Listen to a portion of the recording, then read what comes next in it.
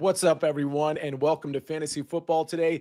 DFS coming at you on a Friday, back to our Thursday schedule, I'm sure, next week. Mike McClure, Meg Schaup, it's probably best we're here on a Friday as opposed to a Thursday, because if there's a week where things are not normal, this would be the week. Things get back to normal with the playoffs, of course, but I think we have to comment on this first before we get into 13-game slate. And by the way, thanks for joining us. If you're watching us live, that's great. Hit the like button. If you're listening to the podcast, really appreciate you listening. Go ahead and review the podcast if you can as well. We've got 13 games to go through. Got our cheat sheets, Mike's top 3 at each position, and our contest is already in the chat and in the podcast description. So $5 to enter the FFT DFS contest. But Mike, I do want to start with this quirky week. How are you approaching a week like this? For me, Sia, it's one that I play a lot lighter. Some weeks I'll play up to 20 max lineups. I'll play 5 here, and honestly, about 25% of my normal volume. So quite a bit lower here. And if you're someone who's, played a lot of DFS in general and not just NFL, this is the closest thing to like NBA preseason DFS, or I guess NFL preseason in some sense. In preseason NFL, some of the position battles, though. Now we're not even talking about position battles at this point. So it is stuff where you're going to have to monitor, incentives for players, things like that. And then with that, in this day and age, is going to come extremely concentrated ownership. So it's a very difficult situation to navigate. Obviously, we're going to do our best to do it. But my message would be scale back a little bit unless you've got some very, very valuable info and really hard takes on certain players. So, Meg, I like how he closed that statement, because we know that with the incentive talk and certain teams with things on the line, like things are going to be concentrated in certain directions. And we're going to touch on all of those players, of course. But I do think there's games that, quote, like, don't matter, where you could like take a hard stance on like, hey, just people aren't paying attention to this game. We know these quarterbacks are going to play. We know these receivers are going to play, running backs and so on. And I just think, I don't know if contrarian's the right word, but maybe it is. I think this is a decent week to follow the crowd on some things and just have a hard stance on other things. And I do agree with Mike. Maybe you don't unload the normal bankroll this week versus maybe next week, or what you did last week, right?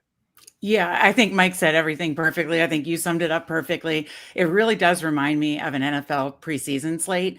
And so I just think you need to adjust your volume bankroll accordingly. But yes, to your point, Sia, I think if you do have a really strong stance on whether it's a narrative or a contract incentive or something, I think now contract incentives are pretty public, and people are pretty uber aware, and that they may not have been as much several years ago. But I mean, if you do feel confident in something that you want to lean into, a narrative, like I'm just making this up, but if you think this is Aaron Rodgers' last game and he's going to put up a monster game, I don't necessarily think I'm going to go that way, but those are the kind of things you could lean into if you felt comfortable. But yeah, to reiterate Mike's point, I think play what volume you're comfortable with, because it is a very different week and very similar to NFL preseason. All right. Well, I do want to get started, but I do want to shout out Alan Prezig, Jason Reyes, Jeffrey Lightsey, Moshi, Dez, Cousin Ernest, everybody in here, Robert Lamont, Richie Smalls. Haven't seen you in a little bit. Hello, Richie Smalls. Thank you, everybody. And TB12. Thank you for, I think that's Tom Brady watching the show. That's really cool. Thank you for saying Happy New Year. Thank you for joining the show. Thank you for being a part of this experience. And yes, this show is going through the playoffs, so we're not going anywhere. Let's start with a game that, Meg, like you said, has some of these incentives, has something on the line, at least for one of these teams. It's the Saints. It's the Buccaneers. I mean, we've got a really high implied total for the Tampa Bay Buccaneers, right? I mean, and it's for good reason. It's close to 29. It's a 43.5 point total, but a lot of those on the Buccaneers side. They're 14-point favorites. I would think that you would think they'll have their foot on the pedal for most of this game, because they have to secure their division win, their playoff spot. How you playing Bucs Saints? Yeah, I'm leaning into this heavily but I think a lot of people are too, but I'm leaning into the Bucs side heavily. Obviously, you're going to have ownership with Baker Mayfield, Mike Evans, Bucky, Irving, even Jalen McMillan across the board. But the incentives are there, both from again, securing the NFC South and actual incentives. As we know, the most public one is, or I think the most one that everybody is super aware of, is Mike Evans, of course, getting that 1,000-yard season. And he's very close to that, I believe 85 yards, somewhere around there. So there are some incentives for Baker Mayfield as well. I was reading up on that. I mean, he'd have to have a massive game from a touchdown pass perspective, but we saw what he did last week. That's always in play. But he has incentives related to his, I believe, completion percentage and rating and stuff like that. So I'm leaning into Baker Mayfield. Mike Evans, it worked last week. I want to go back to that. And of course, if you want to add Bucky Irving, if you want to add Jalen McMillan, I don't mind that. So just love the Bucks here overall. Meg, wasn't Baker and Mike Evans your favorite stack last week? It was. Right. Well, stay tuned for Meg's cheat sheet because that worked out well. I had Anthony Richardson, of course. I had to pivot from that because I had Anthony Richardson to Josh Downs, who didn't do anything. People asked me on Twitter. I did end up pivoting to the Sam Darnold stack, which was good, just not quite as good as your stack, Meg, in Baker Mayfield. But I did play a lot of Baker Mayfield lineups too. So Jalen McMillan, Mike Evans, Payne Durham getting in the mix. Bucky Irving too. Mike, I assume you're not playing any Saints. Talk to me about the Bucs side and whether you're invested in this one. Yeah, no Saints, but definitely Bucs side. Going to be playing Bucky Irving again. We fortunately had a great week with him, despite not getting in the end zone last week, laddering up to 150 on the rushing receiving combos. I think that's in play again here. I think the concern with Bucky would just simply be if they're up by 3 touchdowns at halftime. If they do nurse him a little bit, because he has been dealing with a few injuries. I mean, obviously a lot of players are at this point, but being a rookie and wanting, he's critical for them in a playoff run. So something I would monitor there, but I like Evans. I like Baker. Like, I think you could full on onslaught. My best lineup last week was a full on Tampa onslaught. And I think that's very much in play. No interest in the Saints side though, but for me, primary piece would be Bucky. Could play him without anyone else. And then full on Baker, Evans, Bucky, and probably one other. Yeah, I know there's Jeffrey Lightsey says just to be different and contrarian, he wants to look at Rashad White. I just think he's sort of the odd man out here. I think it is Bucky Irving. But if you want to take that stance, like, I get it. The thing is, if this is a blowout, and I know that's not why you're saying play Rashad White, it's probably Sean Tucker that comes in like in the fourth quarter and racks up some stuff. So I do think it's Bucky Irving, Mike Evans, and then Jalen McMillan and Payne Durham, certainly in the conversation, in my opinion, and obviously Baker as well. All right, let's move on to, we got to cover a lot of games. 13, 8 in the early window, 5 in the late window. Don't forget, you can play these early and late slates if you have a take and you just want to zero in on the early or afternoon slate. But Bills, Patriots, there's just not much to talk about in this game, in my opinion. It's a 37.5 point total. There's no, like, the implied total for the Bills is only 20. Mitch Trubisky is starting. Mike, I mean, do we just move on? Like, I don't really see any reason. I'm looking at the names here that are in play. There's value across the board with so many people sitting out. This is not the game to target, right? Yeah, I don't think I'll be having anything in this one. Still trying to look through, a lot to sort through, but I don't see much, if anything, here. I'm trying to find the Buffalo defense, still the first piece that I get to, and that's pretty far down the board. Fair enough. All right, we do have a decent amount of people watching. Hit the like button, like Grant Marshall says in the chat. And if you're watching us on Twitter, that's great. Keep watching us on Twitter. But if you want to get involved in the chat, come over to the Fantasy Football Today YouTube channel and get involved in the chat. Honestly, Meg, I think we can move on from this game, right? Yeah, I'm with you. Move on and pass. Okay, let's go to a game that does have some potential implications. We're going to the Carolina Panthers, the Atlanta Falcons. Sorry, I probably put this in the wrong order, but we are going to the Carolina Panthers and the Atlanta Falcons. Panthers +8, 48-point total. Now, talk about another implied total like the Tampa Bay Buccaneers. That was 29. This one's 28, Meg, and it makes sense. Falcons, really, they need Tampa to lose, which we kind of know is not going to happen here, but Falcons are going to go full bore here. Michael Penix, 5,400. Bijan Robinson, who I suspect is going to be popular at 8,500. And then you got the receiver core and Drake London, Darnell Mooney, and then, of course, Kyle Pitts, Ray McLeod. I think you could play both sides of this, Meg. I think Adam Thielen is definitely in play. Maybe Jalen Coker. But for me, it's Bijan Robinson and get out, maybe Adam Thielen. I'm lockstep with you. Bijan Robinson, I really do like as a chalky buy. And so I'm very interested because, again, we saw what he did last week and how the Falcons leaned on him. And I think they'll do the same here. Yeah. The concern's always if they look up at the scoreboard and Bucs are up by 4 touchdowns, do they take the pedal off the gas, but I really do like Bijan here. And I'm leaning heavily into that. And then I get your point on Thielen and Coker. They would, I'm not going to force any run back like with a skinny Bijan Robinson, but I get the case for either of those plays. Yeah, Mike, is this a situation with so much value on the board where you're just jamming in Bijan Robinson and calling it a day on this game? Definitely. When I run and tell the computer to build 2,000 lineups, he is in 92% of them. Jeez. So, yeah, he is the definition of a free square this week. Very interesting. Free squares aren't usually 8,500, but this week they are. Would you? I mean, I don't know if your simulations pull up any Adam Thielen. He's 6,200. I don't know that I'd want to get involved in the Leggett, Coker, Moore sweepstakes or Jatavion Sanders. Thielen does make a little bit of sense. What do you think about him at 6,200? I don't mind it if you want to, think they're going to push, and it obviously would certainly help Bijan. I'm not getting a ton right now, but this is a week where I don't think I'll really have any game stacks. I think it'll just be because of the concentration. Mm-hmm. I think it'll literally just be finding the spots you like and playing them all together. Yeah, I think this is a game where you can kind of buck convention because of the situation here. You don't have to have your typical run backs. You don't have to have that on any week, really. But I think just building for just targeting players and not necessarily stacks, or at least targeting stacks on one side, but not necessarily the other, makes a lot of sense. Cousin Ernest says, any interest in Dobbs-Jennings combo?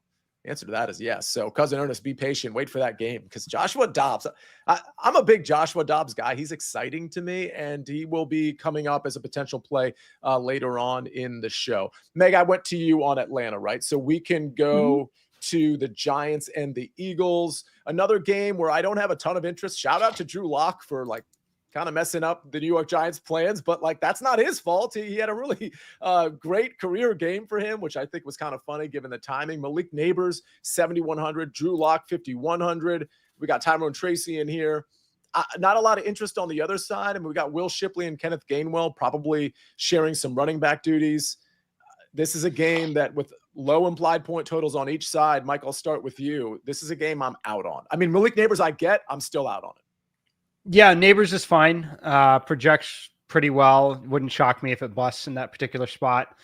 Both defenses. Some of the lineups I'm building right now actually play the Giants defense in this one. Obviously not a fun click, but it's one at 2,400. Makes everything work because I'll give you a little preview of a core that I'm building around. Bijan Robinson, Bucky Irving, Mike Evans, Devontae Adams, all, again, very expensive. You'd never be able to play them all in the same lineup on a normal week.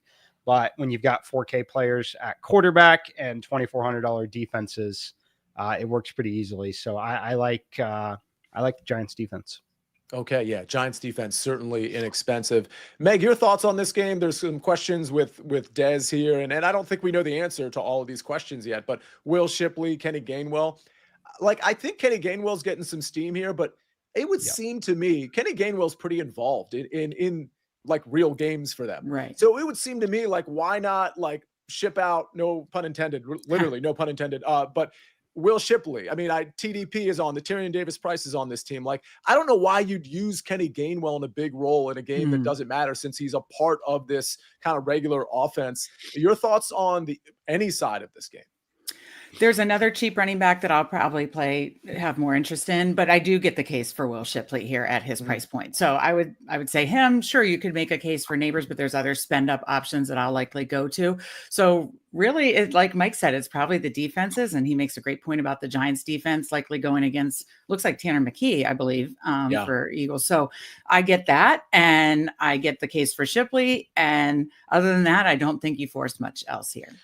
Yeah, and this is a good game to kind of note. We do need to be tuned into, because I do think some of these coaches are some will lie to us, but some will declare who's playing and who's not. So you do have to kind of tune in today. Practice reports are going to be really important for some of these games, but also just what the coaches say is going to be really important especially for some of these games where there's really no implications as it pertains to the playoffs. All right.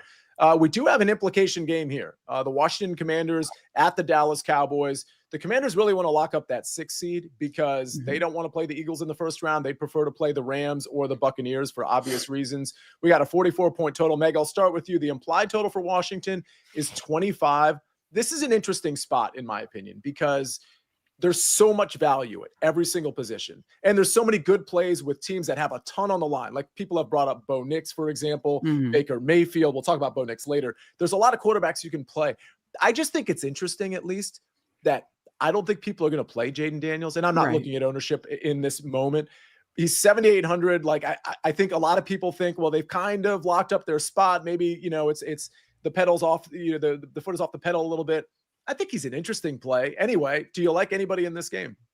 I definitely think you can make a case for Jaden Daniels, especially if he's coming in at lower ownership. You have to pay a high price, but that's likely why people won't do it as much. So if you want to get a little ownership leverage on a game that still obviously matters, again, if they go up by a very large margin, then maybe they do pull back a bit, or maybe he doesn't get a full game if they really, really blow out the Cowboys. But I think if that is the case, he would likely be a big part of that. So I definitely see the case for Jaden Daniels. I know Zach Ertz has a lot of incentives. He certainly helped them secure the playoffs in the Sunday night win. So maybe they feed him a little bit more. He's 4K, so I don't mind going to Zach Ertz, whether you wanted to pair him with Jaden Daniels or not. Other than that, I don't think I'm going to get to much in this game, but those are the two that I have some interest in. Mike, I'll say this about the Cowboys side. We don't know how much Trey Lance is going to play, or what that dynamic's going to be with Cooper Rush and Trey Lance, which is why I don't want to speculate on any Cowboys. I think the Cowboys will be relatively competitive, at least for some time in this game. So I could see the argument for Cooks or Tolbert or even Kevontae Turpin or Jake Ferguson, Rico Dowdle. It's a no for me because of that quarterback situation. On the other side, I think Ertz incentives are a little out of reach just based on what I saw. With that said, he's only 4K and he's a primary target for Jaden Daniels. Mike, any interest in this game? Not a ton. I mean, I could make the case for Jaden. I think that the Dallas Cowboys could push enough to where Jaden has to, put 28 points on the board. And there's certainly a scenario where he has a rushing touchdown and 3 passing touchdowns like that. That's definitely within the range here. He's expensive. I prefer to play a 4K quarterback this week, but if you can isolate the receiver that it goes to, then I think it's fine. Not going to be my primary play, but would be the first piece in the game would be Jaden for sure. All right. I'm not playing Brian Robinson, by the way. Shout out to Chris Rodriguez, who looked like an absolute bowling ball in that game last week and had got a touchdown where you thought the guy was going to go down, stole some carries from Brian Robinson in that one. You mentioned 4K quarterback. Very interesting. Well, we got to get to other quarterbacks, including a 4K quarterback that I like as well. We're going to do it right after this message from our partners.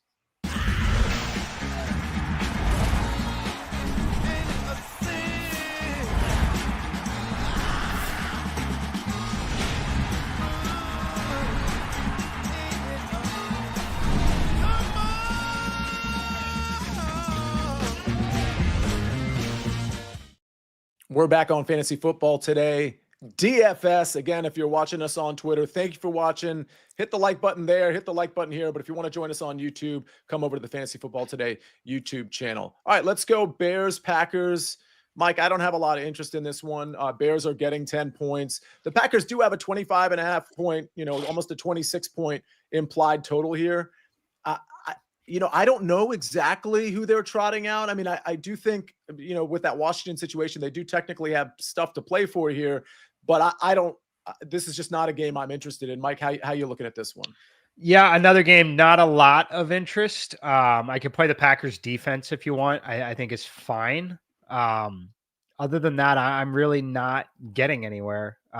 It's not necessarily fun for some of the analysis, but like my action is essentially narrowed down to 3 teams. Every player is coming from one of 3 teams. Wow. In pretty much all my lineups. So I don't have a ton of interest here outside of maybe, again, a defense. Fair enough. Meg, this game, I heard some talk about Josh Jacobs maybe not getting his full workload. I think that was actually talk from Josh Jacobs himself, but forgive me, I didn't actually follow up on those comments and hear what Matt LaFleur might have had to say about that. But again, it's a nice high total, but we've got high implied totals for a lot of teams. This just is not a one, especially with, I don't know what's going on with Josh Jacobs, but this receiver core, they're all relatively healthy and you don't know who it's going to. I don't want to play any Bears, although I do think, I'll say this, I think it's sneaky to play. Nobody's going to play Caleb Williams, I don't think, and stack him with one or two receivers. And Caleb Williams still feels like he has a lot to prove. There's not going to be any precipitation in this game. The weather should be okay. It's going to be cold, but I don't know. I guess Caleb Williams would be kind of sneaky, but it's a no for me in this game. Yeah, no for me as well. And yeah, it looks like the Josh Jacobs, he's just kind of acknowledging that he's not going to get his full workload from what I can tell. And likely if they look up at the scoreboard and Washington's up by 3 or 4 scores, why would they push it when they're going to be playing, possibly next Saturday? So I get all that and don't have a lot of interest here as well. I get the case for Packers defense with the amount of sacks that Caleb is taking. So yeah, tough year for Caleb Williams and Bears fans. All right, let's move on then. Again, 13 games to cover. We don't have to deep dive into games we're not going to play, and you're likely not going to play either. Jaguars and the Colts, 44-point total. Jags getting 5 points. Dome environment, that's at least noteworthy. 24 implied total for the Colts. It's not terrible. About 20 for the Jaguars. That's pretty standard. Joe Flacco starting at 5,400. Meg, I think a lot of people are interested in playing Joe Flacco and pairing him with Michael Pittman or maybe Josh Downs in sort of a potential bounce back spot. On the other side, it's hard to get away from Brian Thomas, no matter what his price is. Oh, by the way, it's 7,300. Mac Jones, 5,200. I don't know that there's anybody else I'd want to play on that side. Do you have any interest in some of these guys like Brian Thomas, Michael Pittman, maybe Josh Downs, Flacco? All I think are intriguing. I do agree that all are intriguing. I just don't. And by the way, I've loved playing Brian Thomas recently. That has just been a fun experience, I should say. So I just don't know that I'll get here again. To Mike's point, we're targeting other games, other game environments, and just don't see me getting there for that reason. But if you said you want to play Brian Thomas, and again, you have a strong stand that he's going to just end his rookie season with a bang, I don't mind that at all. Yeah, Mike, the sentimental play is maybe it's Flacco's last game. You pair him with one of two receivers. You just try to take a chance on Pittman and Downs and you run it back with Brian Thomas. That would be like the conventional normal week type of play, but this isn't a normal week. Are you getting to this stack or any players? The first piece that I could get to would be Josh Downs. I'm fine taking a shot there. The price point's kind of middling. It's, a horrible performance in the last game and really in 3 of the last 4. So I like that spot for him a little bit. Certainly not my favorite game, but I think you could do worse in the mid-range than Josh Downs. So he would be piece number 1 for me. Yeah, we know he can be explosive, but wow, did Pittman out-target him and outperform him last week? But you never know. Week to week, things are different. All right, I think we can move on to the next 1 o'clock game. One that probably won't have a ton of interest. We're probably not going to see a ton of starters. We'll have to wait and see. It's the Texans, it's the Titans, 37-point total. Neither of these implied totals reach 20, so that kind of tells you all you need to know. Mason Rudolph and Will Levis probably playing on the Tennessee side. I don't know who's running the ball. I know Pollard has incentives. I don't know if he's healthy. Doesn't look like Tajay Spears is playing. Julius Chestnut would be the backup if they're both out, but we got to wait on news there. Calvin Ridley. We got Nico Collins on the other side. Again, I don't know how much any of these players are playing. Either way, I don't have any interest. Mike, I'll start with you. Any thoughts on this one? Complete stay away from me. The Texans are going to play their guys. That play the guys could be 1 series. It could be 3. They're definitely not playing in the second half of the game. I personally think that they're literally just running them out there, going to give them a series, maybe 2, just like a preseason game to keep them in the flow of having to go through the process of playing a game and getting and preparing for a game. But I am expecting all of the Texans starters to be out of the game, by the end of the first quarter. So that is enough that it takes away a lot of the opportunities where you want to speculate on some of the cheaper guys, and just not quite enough unless you think we get the 70-yarder to Nico that lands in the end zone early. So for me, just completely off here. Meg, you agree? I'm definitely off the Texans side for everything that Mike said. I want to keep paying attention to the Pollard news. If Tajay Spears is out and the news seems that Pollard will get a workload, the incentives are there, are attainable. So I do have some interest because it's not like the price is too prohibitive. So right. I do have some interest in Pollard and paying attention to that news. Does it sound like closer to game time that he will get a workload and a chance to meet these incentives? If so, he'll be in my pool. So, Meg, if memory serves, you are the Chigakonkwo whisperer. Any thoughts on him at 3,800? It's still under 4K, which is kind of nice considering the volume he gets. Now, if we're rotating quarterbacks, that could actually hurt him, in my opinion. But still, 3,800. I mean, he could see 7 targets and catch 5 of them quite easily. Yeah, I love Chigakonkwo. The late here in the season has paid off, and love the cheap tight end. So I definitely could see Chigakonkwo in my player pool for that reason.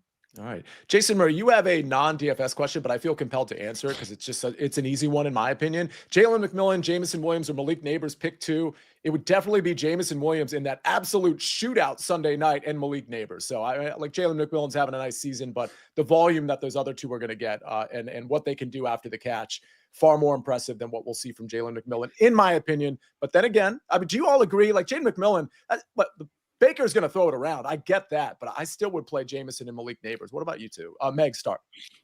I initially thought lean to the 2 guys that are really playing for something, and I was gonna, but I get your case. I mean, Neighbors has been getting an insane workload, so yeah, I know that was a little bit of a hedge, but definitely Jameson Williams. I will say that. Mike. Yeah, I'll keep Neighbors in there just because the volume and it's he's obviously super talented. I think that at this point they want to, and he individually wants to just rack up as many stats as you possibly can. So I think that that's good for his future, career earnings, things like that, to just be as good as possible early. So I'll lean Neighbors there. Definitely Jameson Williams. So yeah, for sure. All right, let's go to the first of 5 425 games. These are all at 425 as opposed to 405 for whatever that's worth. If you want to consider late swap and things like that. Seattle at Los Angeles. Pretty pedestrian total here. We're looking at 38.5. Seahawks favored by 6.5. Rams not playing anybody. Meg, I'll start with you. I think Blake Corum is interesting, although I could see him, because he is somewhat involved in the regular game plan, I could see him maybe ceding carries to like somebody like Ronnie Rivers or another backup running back. So I don't know that I'm going to get to a 5,600 Blake Corum. Jordan Whittington is coming up in a lot of conversations. I happen to think Tyler Johnson, with Whittington kind of questionable, is an interesting play here. I don't know. I don't have a lot of interest in this game. JSN on the other side. Geno Smith has some incentives. DK Metcalf, they're all reasonably priced. How you playing this one? Yeah, I did see the Seattle incentives. Don't know if I'll get there. I do have some interest in Blake Corum. There was some good coach speak from McVay, just wanting to see Corum and a longer look at him. And, so I do have some interest in Corum. And I think from what I'm seeing in ownership, I think the public likely will as well. But no, I do have some interest in Corum. Okay, Mike, any interest in anybody in this game? I'm getting a little Tutu Atwell, just kind of thrown in there. Out of all the receivers there, I think he's been in the system for quite a while. Not someone that, when they're healthy, is really in the big mix of things. So I think that he could be someone that's out there a lot and active here. Yeah, and Geno Smith, I know Greg Goose Hayes is mentioning Geno's incentives. I think I'm trying to remember, at least a bulk of it was he needed 200 and something in the 250, 260 range passing yards. I would imagine he goes after that. He's only 5,500. Are we potentially overlooking like a Geno JSN stack, Mike? Maybe a little. I would probably just play the JSN leg of it and still take the cheaper quarterbacks elsewhere just to save $2,000. But I think there's definitely the scenario where Geno gets it all. Now, I'd say if Geno gets it all and hits those incentives, I would still think that JSN is likely the guy that carries him there. All right, Meg, your thoughts on that? Yeah, I just was double checking. It looks like he needs 185 for another 2 million. Okay. So that's kind of, nothing, that would make me point to Geno. I didn't see any touchdown incentives. So for that reason, I don't know that I'd push it.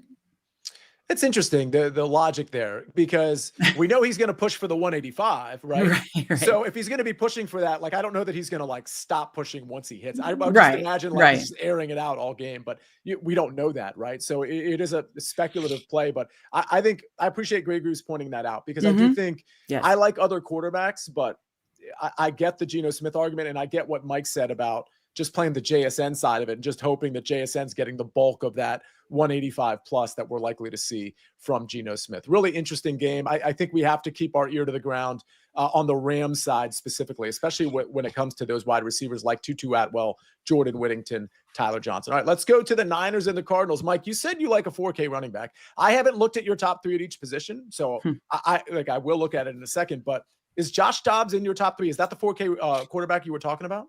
Josh Dobbs is the guy. I like Dobbs here at 4K. I think he's a good backup. I think the situation is great in a dome at Arizona. He's going to be the quarterback I play the most by a wide margin.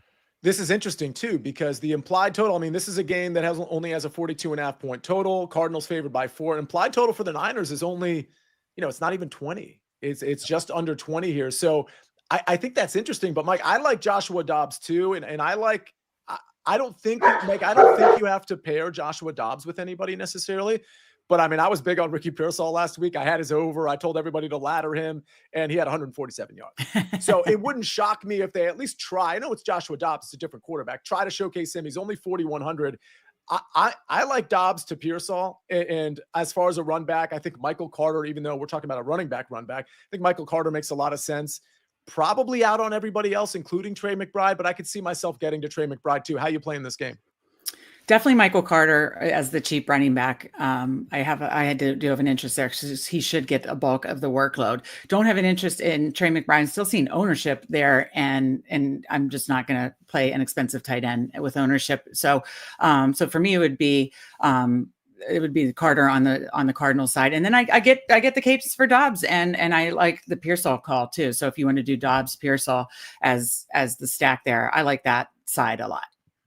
Okay, quick thing, Mike. I have a follow-up for you on Joshua Dobbs, but Joe Everett says, and I think somebody else might have said this too, if Geno gets a win, he also gets another $2 million. So he has the yardage incentive, he has the win incentive, which would be reason for him to keep the pedal down and just air it out. Like, let's just crush this team. So that is interesting. I think I have to have him in consideration now, where he wasn't in consideration before. So thank you again, everybody. With this week, we're not going to have our. You all are helping us too this week a little bit, because some of these are going to slip through the cracks. There's so much stuff going on here. Mike, if you play Joshua Dobbs, you might have already said this. Are you pairing him with anybody? I will play him without a handcuff of any kind at times, but I could definitely still play Ricky Pearsall or Jennings in there. And I'll definitely have Carter on the other side in the Dobbs lineups.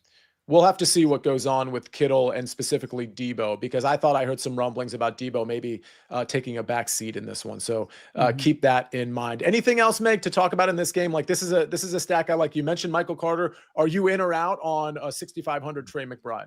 Definitely out on Trey McBride. Again, I'm seeing some ownership there for me. I'm out. Mike? Yeah, I'd say I think Debo is not going to play in this game, to be honest with you. We'll see. Didn't practice at all on Thursday. I think there's a really good chance he doesn't play in this game. All right. Marvin Harrison, 5,500, Michael Wilson, 4K. Probably not getting there. I don't hate either play personally. All right, let's go to your Kansas City Chiefs, Mike, against the Denver Broncos. Another kind of interesting game because Broncos need to win. Kansas City sitting a lot of their guys, not all their guys. I do think the Broncos are going to be popular for obvious reasons. They do have a reasonable implied total of 25, again, favored by 10.5 in this game. Bo Nix is 6,400. Cortland Sutton is 6,400. Marvin Mims is 4,600. I mean, those three right there, actually, really those two, Bo Nix to Sutton, I think are going to be really popular. Avoiding the run game there. Mike, how you playing this game? I mean, I know your Chiefs are rolling out a lot of backups.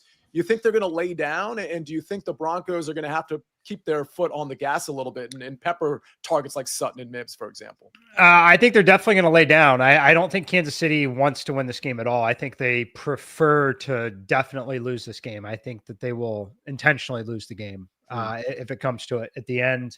And the reason is pretty clear and simple. Like the Bengals, especially as the defense improves, they're one of the 6 best teams in the NFL. And you're not letting Joe Burrow into the playoffs if you don't have the opportunity to. So I'd much rather face a rookie quarterback. I think Kansas City understands that and knows that, because in the past, this is a spot where Kansas City would play their guys at least a couple series to keep everything fresh. They're not doing that here in this particular spot. So as far as guys I like in the game, I think any of the Broncos are fine. They're going to have to score. They're going to go try to score. On the Chiefs side, Peyton Hendershot, someone that I have some interest in at tight end. I still think that Carson Wentz is a good quarterback, to be honest with you. I think he probably should be a starting quarterback in the NFL.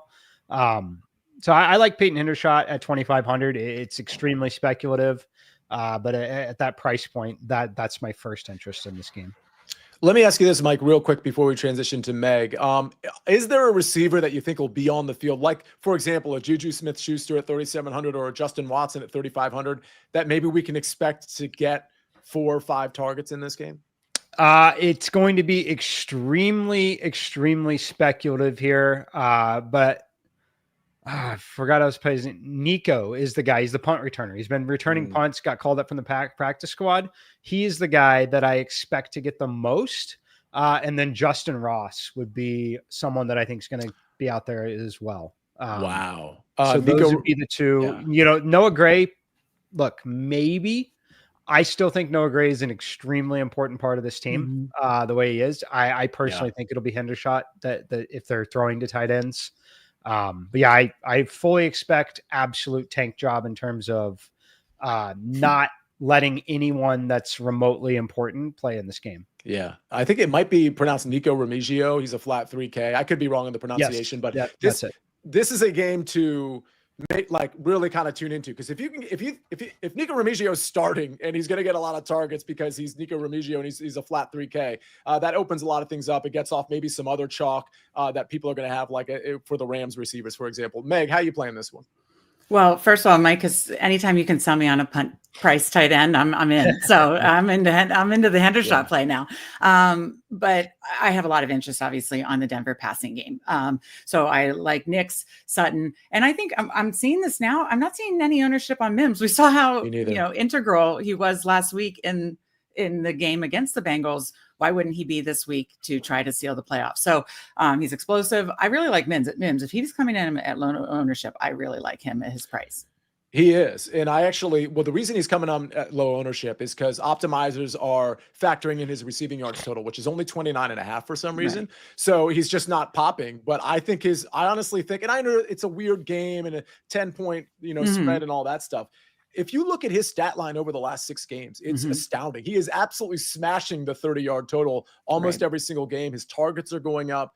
I think he's the trusted number 2. I know Devon Bailey is a guy there as well, but Mims is getting the work. So that's, I don't know what else to say. I think Marvin Mims is really sneaky, especially from a betting standpoint. Yeah. All right, let's move on. We've got, 2 more games to cover, and then we'll get to our cheat sheet. We're going to run through these 2 really fast because I just don't think there's a lot of DFS promise here. Chargers, Raiders, Chargers 4.5-point favorite. Implied totals pretty low for both teams. Chargers at 23, Raiders nearly 19.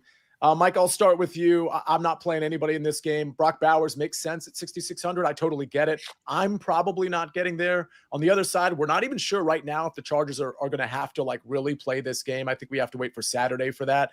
But I'm out on the Chargers as well. Mike, what say you? Yeah, would need more info on outcomes to see what the Chargers actually need here.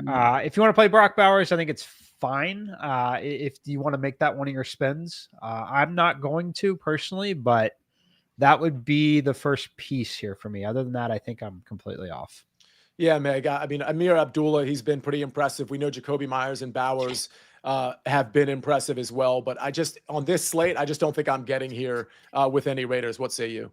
Yeah, similar to the Neighbors thing. If he wants to end his season with an exclamation point or Brian Thomas Jr., I get it. I mean, he certainly could, putting more receptions to that total. I totally get it.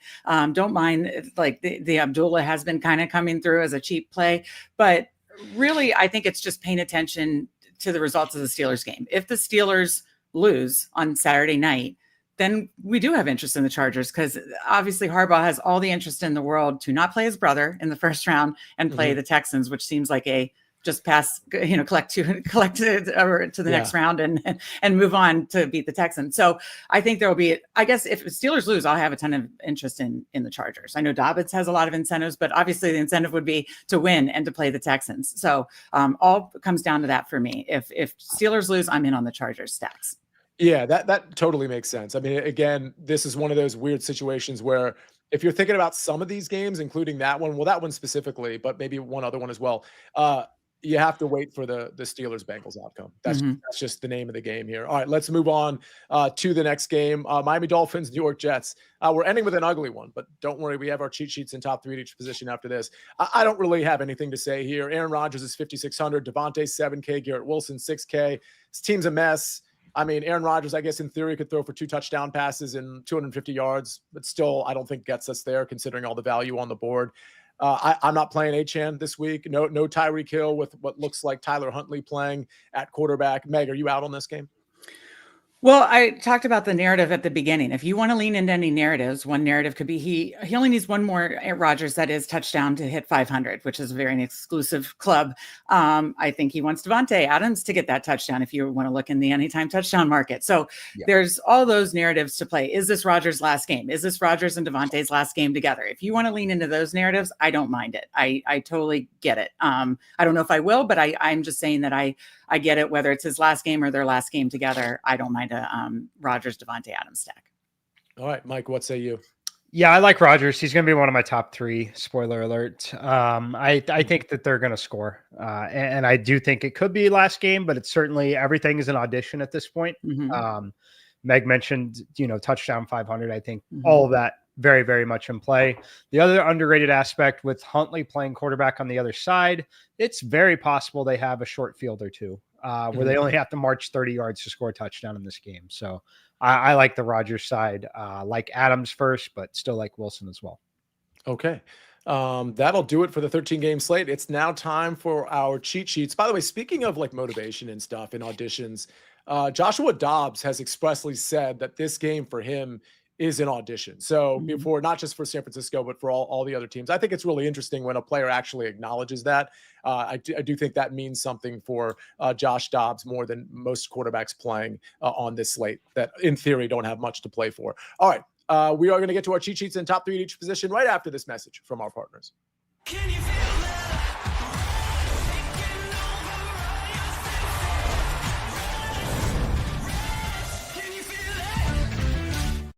We're back on Fantasy Football Today, DFS. Time for the cheat sheets. Last one of the regular season, but we'll have cheat sheets for the playoffs as well. Meg, start us with a stack, a familiar couple of names, which I love. Chalk buy, chalk fade, contrarian, and value play. Sure. Going right back to Baker Mayfield, Mike Evans in a must-win game for them. Then, of course, chalk buy, we talked about it earlier, and Mike said he's heavy on him in his running the simulations, and that's Bijan Robinson. Obviously, they need to win. If for some reason the Bucs would fall, they're going to rely heavily on Bijan Robinson. Chalk fade is Trey McBride, seeing a lot of ownership on a very expensive tight end.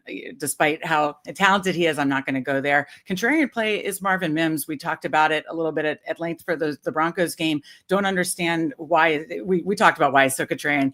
Both you and I both talked about how we like his overs in the prop market, and obviously just seems to be a more a core piece to this Denver offense of late. And so I want to lean into that. Marvin Mims is my contrarian play and value.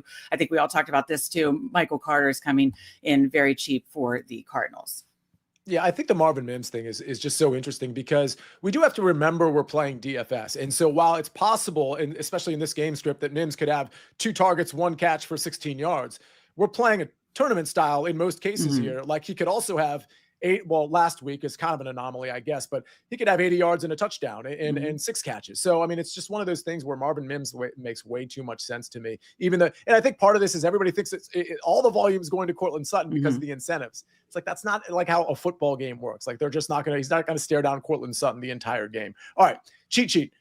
Josh Dobbs, Ricky Pearsall, but I do think you can play Josh Dobbs solo here. So that's my stack. Chalk buy is going to be Mike Evans for obvious reasons. Chalk fade. I noticed Isaac Guerrero getting a lot of ownership, so I'm just going to go ahead and fade him. I'm going to play other running backs on this slate. Contrarian, I'm just putting out Tyler Johnson, but really what I want to say here is probably like a Rams receiver or a Kansas City receiver. Mike talked about the Kansas City receivers. I think Tyler Johnson or Jordan Whittington or Tutu Atwell are in play. I'm going to keep my ear to the ground because I think we're going to hear some stuff about Kansas City receivers and Rams receivers. So let's pay attention to that. My value play, I'm with you, Meg. It's Michael Carter. All right, Mike. Top 3 at each position. We start at quarterback. Josh Dobbs, Baker Mayfield, Aaron Rodgers. Dobbs, again, 4K, has a lot of rushing upside and rushing touchdown upside. Baker Mayfield, obvious reasons. And then Aaron Rodgers, again, audition season. And I think that where the volume's going. So if you want to stack it, it's pretty easy in terms of playing those two receivers. Okay, let me ask you real quick before you get a running back. Would Bo Nix be number 4 there for you? Not for me, but I don't mind it. If you like I'm electing more to just isolate one or two of his receivers, but I'm not going to play 4 quarterbacks. I'm going to play 2 at most, probably out of this anyway. And the reason for it is Dobbs is 4K. So with Dobbs 4K, I can get Bijan, I can get Bucky, I can get Evans in every lineup without any trouble. That sounds amazing. All right. Speaking of Bucky, talk to me about your top 3 running backs. Yeah, it's going to be Bucky Irving, Bijan Robinson, Michael Carter. Going to play straight chalk across the board there. Obvious reasons again. Bucky and Bijan must-win games. Heavy volume. Michael Carter just 4K. Also on the other side of that Josh Dobbs situation. I like that a lot. All right, top 3 wide receivers. Mike Evans, Jackson Smith-Njigba, and then I'm listing Jets wide receiver. You can play either Devontae or Garrett Wilson. Like both of them there. I have a lineup that I really like that puts Garrett Wilson in over Devontae, but Mike Evans, Jackson Smith-Njigba, and then the Jets receivers. All right, top 3 tight ends. You're leading with a guy that's 2,500. Highly speculative at tight end here.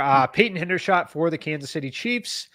Grant Calcaterra for the Eagles, and then Brock Bowers. I just think that there is a scenario Brock Bowers sees the double-digit targets, lands in the end zone, and just really separates at the tight end position, more so than anyone else can at any other position. So I am going to include Bowers here. Very, very interesting. Ladies and gentlemen, that was a show. We went through 13 games. We got through our cheat sheets, our top 3 at each position. We tried to introduce some of the nuance for this crazy week, some of the incentives, and you all helped us out. So we really appreciate everybody in the chat. Hopefully you can join us next week as well as we march toward the playoffs. Meg, thank you. Mike, thank you. That was a great show. Really looking forward to this crazy slate. Again, though, you don't have to pour your entire, whatever you poured into last week and the week before, you can play this week a little lighter, but if you have confidence, play it the same. We don't want to tell you what to do with your money, but we have to acknowledge this is a very quirky week. So on behalf of Meg, shout. On behalf of Mike McClure and Claire on the 1s and 2s and 3s and 4s, and of course, all of you, we'll see you next week. This is Fantasy Football Today, DFS.